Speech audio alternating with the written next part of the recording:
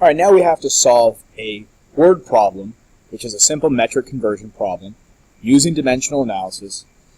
But the word problem is going to give us a little bit of extra work to do. We're going to have to take this paragraph of information and decipher what is important and then plug it into my dimensional analysis setup. So I'm going to begin the same way I did before with my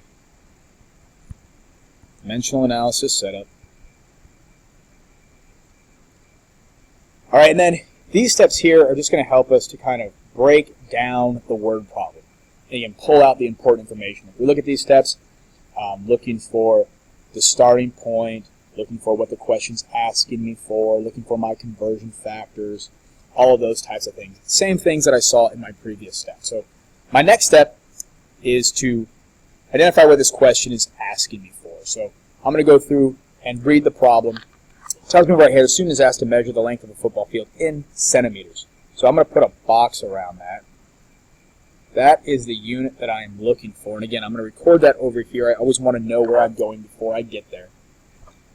All right, my next step is to identify my conversion factors.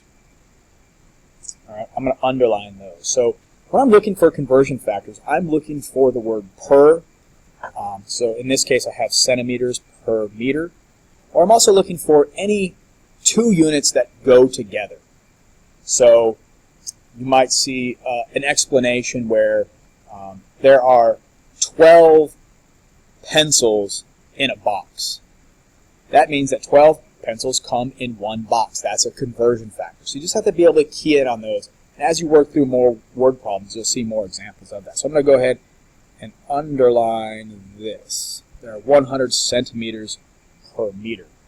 And then my third step would be to identify the starting point of my problem. So I still have two things left.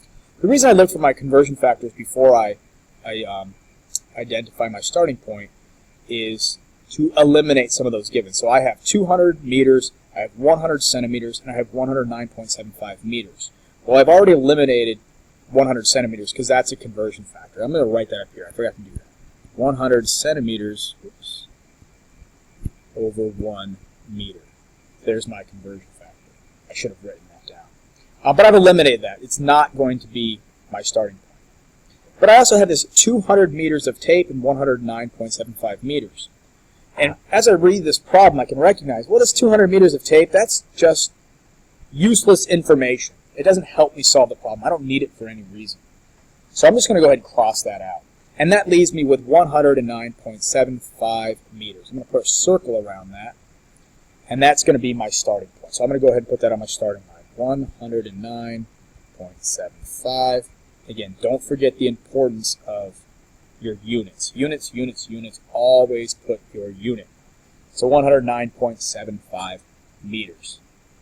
All right, and now that I've gone through and deciphered the problem, I'm just ready to go ahead and solve it using dimensional analysis. I have my conversion factor. I'm going to plug it in. So meters is here. Meters has to go down here. I don't have to flip this over, so I can just plug it in the way that it is. 100 centimeters over 1 meter. This unit is the unit I want to end in, so I don't need any more conversion factors. Cross those out. My units are canceled. And now I can just do my math. So 109.75 times 100 divided by 1 gives me